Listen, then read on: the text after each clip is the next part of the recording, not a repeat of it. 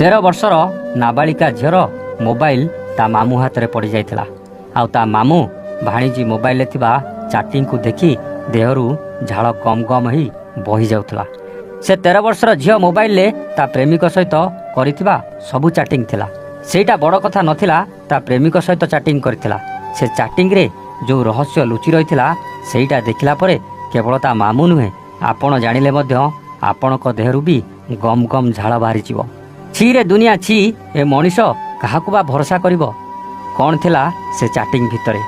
13 ବର୍ଷର ଝିଅ ତା ପ୍ରେମିକ ସହିତ କ'ଣ ଚାଟିଂ କରିଥିଲା, ଯାହାକୁ ନେଇ ପୋଲିସ ସେହି ଝିଅ ସହିତ ତା ପ୍ରେମିକକୁ ଗିରଫ କରିଥିଲା। ଆଉ ସେହି ଘଟଣା ଏତେ ଭୟଙ୍କର ଥିଲା ଯେ ପୁରା ପାରଳା ଖେମୁଣ୍ଡି ସହରଟା କମ୍ପି ଉଠିଥିଲା। ଆସନ୍ତୁ ଜାଣିବା ଆଜିର ଏହି କାହାଣୀରେ ପ୍ରେମ ପାଇଁ ମଣିଷ କ'ଣ କରିପାରେ। ପାରଳା ଖେମୁଣ୍ଡି ସହରରେ ରୁହନ୍ତି 54 ବର୍ଷୀୟ ରାଜଲକ୍ଷ୍ମୀ କର। ସ୍ୱାମୀ ଆରପାରିକୁ ଚାଲିଗଲା ପରେ ନିଜ 13 ବର୍ଷର ଝିଅ ସହିତ ରହୁଥିଲେ। ବେଶ ହସ ଖୁସିରେ ଚାଲିଥିଲା ମା ଝିଅଙ୍କର ସଂସାର। ମା ଝିଅକୁ ଆଉ ଝିଅ ମାଆକୁ ଉଭୟଙ୍କୁ ଅଜସ୍ର ଭଲ ପାଇବା ଦେଉଥିଲେ। ଝିଅର ଉତ୍ତମ ଭବିଷ୍ୟତ ପାଇଁ ମା ଝିଅକୁ କେନ୍ଦ୍ରୀୟ ବିଦ୍ୟାଳୟରେ ଆଡ଼ମିସନ୍ କରାଇ ଦେଇଥିଲେ। ହେଲେ ସେଦିନ ରାତିରେ ମା ରାଜଲକ୍ଷ୍ମୀର ଅଚାନକ ମୃତ୍ୟୁ ହୋଇଯାଇଥିଲା। ମାଆର ମୃତ୍ୟୁକୁ ନେଇ ଝିଅ ସମ୍ପର୍କୀୟଙ୍କ ସହିତ ଡାକ୍ତରଖାନାକୁ ନେଲା।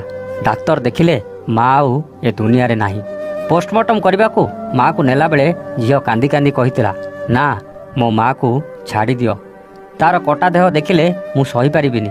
ଶେଷରେ ଡାକ୍ତର ହୃଦଘାତରେ ମୃତ୍ୟୁ ହୋଇଛି ଭାବି ଝିଅ କଥାରେ ମାଆର ଶବକୁ ଛାଡ଼ି ଦେଇଥିଲେ। ଅନ୍ୟ ପରିବାର ସଦସ୍ୟ ଓ ସମ୍ପର୍କୀୟମାନେ ପହଞ୍ଚି ରାଜଲକ୍ଷ୍ମୀକୁ ପୁରୀ ନେଇ ସ୍ୱର୍ଗଦ୍ୱାରରେ ଅନ୍ତିମ ବିଦାୟ ଦେଇଥିଲେ। ସବୁ କାମ ସରିଯାଇଥିଲା। ଏପଟେ ମାଆକୁ ହରେଇ ଝିଅ ଭାରି ଦୁଃଖୀ ବି ଥିଲା, ଆଉ ଏକୁଟିଆ ବି ହୋଇଯାଇଥିଲା। କିନ୍ତୁ ହଠାତ୍ ସେହି ଝିଅର ମୋବାଇଲ ରାଜଲକ୍ଷ୍ମୀର ଭାଇ ମାନେ ସେ ଝିଅର ମାମୁଁ ହାତରେ ପଡ଼ିଯାଇଥିଲା। ମାମୁଁ ସେହି ଝିଅର ମୋବାଇଲରେ ଯାହା ଚାଟିଂ ଦେଖିଲା ତା ଦେହରୁ ଗମ ଗମ ହେଇ ଝାଳ ବାହାରିଗଲା। ସେ ଆଗେ ପୋଲିସ ପାଖକୁ ଗଲା, ଆଉ ପୋଲିସ ପହଞ୍ଚି ତୁରନ୍ତ ସେ ଝିଅ ଆଉ ତା ପ୍ରେମିକକୁ ଗିରଫ କରିବା ସହିତ ପ୍ରେମିକର ଆଉ ଜଣେ ସହଯୋଗୀକୁ ବି ଗିରଫ କରିଥିଲା। ଆଉ ଥାନାରେ ଯେତେବେଳେ ସବୁ କଥା ପୋଲିସ ପଚାରିଥିଲା ସବୁ ସତ ସାମ୍ନାକୁ ଆସିଯାଇଥିଲା। ସେ ଝିଅ ସବୁ ସତ ମାନି ଯାଇଥିଲା। ସତ କଥା ହେଲା, ସେ ଝିଅ ରାଜଲକ୍ଷ୍ମୀର ନିଜ ଝିଅ ନଥିଲା। ସେ ଝିଅ ଯେତେବେଳେ 3 ଦିନର ହେଇଥିଲା, ରାଜଲକ୍ଷ୍ମୀର କେହି ଛୁଆ ପିଲା ନଥିବାରୁ ସେ ତାକୁ ପାଳିତ କନ୍ୟା ରୂପେ ରଖିଥିଲା। ଜନ୍ମ ନ ଦେଇଥିଲେ କ'ଣ ହେଲା, ଜନ୍ମ କଲା ଝିଅଠାରୁ ବି ଅଧିକା କରିଥିଲା। ହେଲେ ସେଇ 13 ବର୍ଷର ଝିଅ ଗୋଟେ ଟୋକା ପ୍ରେମରେ ପଡ଼ିଯାଇଥିଲା, ଯାହାକୁ ଜାଣିଲା ପରେ ମା ଝିଅକୁ ବୁଝେଇଥିଲା। ହେଲେ ଝିଅ ବୁଝିନଥିଲା କି ସେ ଟୋକା ସହିତ ମିଳାମିଶା କରିବା ଛାଡ଼ି ନଥିଲା। ହେଲେ ମା ଝିଅକୁ ବାଟକୁ ଆଣିବାକୁ ଟିକେ କଠୋର ହୋଇଯାଇଥିଲା, ଯାହା ଝିଅକୁ ପସନ୍ଦ ନଥିଲା। ସେଥିପାଇଁ ଝିଅ ତା ପ୍ରେମିକ ସହିତ ମିଶି ଯୋଜନା ପ୍ରସ୍ତୁତ କଲା। ପ୍ରଥମେ ରାତି ଖାଇବାରେ ନିଦ ବଟିକା ଦେଇ ଝିଅ ମାଆକୁ ବେହୋସ କଲା। ଆଉ ପରେ ପ୍ରେମିକକୁ ଡାକି ମୁହଁରେ ତକିଆ ପକାଇ ମାଡ଼ି ବସିଥିଲେ। ଗୋଟେ ପଟେ ପ୍ରେମିକ ମୁହଁରେ ତକିଆ ପକାଇ ମାଡ଼ି ବସିଥିଲା ବେଳେ ଝିଅ ଆଉ ପ୍ରେମିକର ଜଣେ ସାଥୀ ମିଶି ଗୋଡ଼ ହାତକୁ ମାଡ଼ି ବସିଥିଲେ। ନା ମା ଚିତ୍କାର କରିପାରୁଥିଲା, ନା ଗୋଡ଼ ହାତ ଛାଟି ପାରୁଥିଲା। ଶେଷରେ ଜୀବନଟା କଲବଲ ହେଇ ଚାଲି ଯାଇଥିଲା। ଥରେ ଭାବିଲେ 54 ବର୍ଷ ବୟସର ମଣିଷଟା ମଲାବେଳେ କେତେ କଷ୍ଟ ପାଇଥିବ। ଶେଷରେ ହସ୍ପିଟାଲରେ ଝିଅ ଭଲ ଅଭିନୟ କରି ପୋଷ୍ଟମର୍ଟମରୁ ବଞ୍ଚି ଯାଇଥିଲା। ହେଲେ ସବୁ କଳାକାରନାମା ମୋବାଇଲ ଚାଟିଂରୁ ଧରା ପଡ଼ିଯାଇଥିଲା। ଦର୍ଶକ ବନ୍ଧୁ, ରାଜଲକ୍ଷ୍ମୀ ସେ ଝିଅକୁ ଅନ୍ତ ଫାଡ଼ି ସିନା ଜନ୍ମ ଦେଇନଥିଲା, ହେଲେ ନିଜ ଝିଅଠୁ ତାକୁ କିନ୍ତୁ ଅଧିକା କରିଥିଲା। କେବେ କେଉଁଥିରେ ଉଣା କରିନଥିଲା। ଶେଷରେ ପୋଲିସ ସେ 13 ବର୍ଷର ଝିଅ ଆଉ ତା ପ୍ରେମିକା ସହିତ ପ୍ରେମିକର ସାଙ୍ଗକୁ ବି ଗିରଫ କରି କୋର୍ଟ ଚାଲାଣ କରିଥିଲା। ଦର୍ଶକ ବନ୍ଧୁ, ଥରେ ଭାବିଲେ ଜଣେ ମା ଜନ୍ମ ନ ଦେଇ ବି ନିଜ ଝିଅଠୁ ଅଧିକା କରିଥିବା ଝିଅ ଯଦି ମାର ଜୀବନ ନେଇପାରୁଛି, ସେ ପୁଣି ପ୍ରେମ ପାଇଁ ଆଉ ମାତ୍ର 13 ବର୍ଷ ବୟସରେ, ଆଉ ଏକୁ କ'ଣ କହିବେ?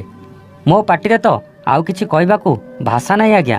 ହେଲେ ଏତିକି କହିବି, ଏଇ କାହାଣୀ ଶୁଣିଲା ପରେ ଆଉ କେଉଁ ମା ପାଳିଥିବା ଝିଅକୁ କେବେ କ'ଣ ଭରସା କରିବ? ନା ଯଦି କେହି କାହାକୁ ଆଣି ପାଳିବାକୁ ଚିନ୍ତା କରୁଥିବ, ସେ ଆଉ ସାହସ କରିବ?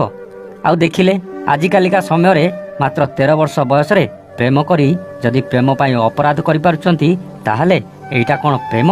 ନା ପ୍ରେମ ନାଁରେ କଳଙ୍କ। ଆଉ ପ୍ରେମକୁ କଳଙ୍କିତ କରୁଥିବା ଏଭଳି ପୁଅ ଝିଅକୁ ପ୍ରେମିକ ଆଉ ପ୍ରେମିକା ଭଳି ପବିତ୍ର ଶବ୍ଦ ବ୍ୟବହାର କରିବାକୁ ମୋତେ ଘୃଣା ଲାଗୁଛି। ଛି, ଏ ସମାଜ ଆଜି ଏଇମାନଙ୍କ ପାଇଁ କଳୁଷିତ ହୋଇଯାଉଛି। ଏ ପ୍ରେମ ଆଜି ଏଇମାନଙ୍କ ପାଇଁ ବଦନାମ ଗଳିରେ କେଉଁ କୋଣରେ ଗୋଟେ ଲୁଚି ଯାଉଛି।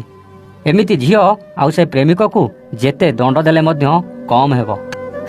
କିନ୍ତୁ ଗୋଟେ ସମସ୍ୟା, ଝିଅ ପା ନାବାଳିକା, ତା ପାଇଁ କିଛି ଦଣ୍ଡ ନାହିଁ, ଯେଉଁଥିପାଇଁ ସେ ସୁଧାର ଗୃହକୁ ଯିବ ଆଉ 3 ବର୍ଷ ପରେ ଫେରି ପୁଣି ଆଉ କାହାକୁ ପ୍ରେମ କରିବ। ଆଉ ଏଇ ପ୍ରେମ ପାଇଁ ଆଉ କାହାର ଜୀବନ ନ ନେବ ଏକଥା କିଏ କହିପାରିବ? ଆପଣ ଏଇ କାହାଣୀ ଶୁଣି କ'ଣ କହିବେ ମୁଁ ତ ଜାଣିନି। ଆଉ ଆଜି ଏଇ କାହାଣୀରେ ଆପଣଙ୍କୁ କମେଣ୍ଟ କରିବାକୁ ବି କହିବିନି, କାହିଁକି ନା ମୁଁ ଜାଣିଛି ଏ କାହାଣୀ ପୁରା ଶୁଣିଲା ପରେ ଆପଣ ନିଶ୍ଚିତ କମେଣ୍ଟରେ ଆପଣଙ୍କ ରାୟ ଦେବେ। ଆଜି ପାଇଁ ରହୁଛୁ, ଆମେ ପୁଣି ଆସିବୁ ଆଉ ଏକ ନୂଆ କାହାଣୀ ସହିତ।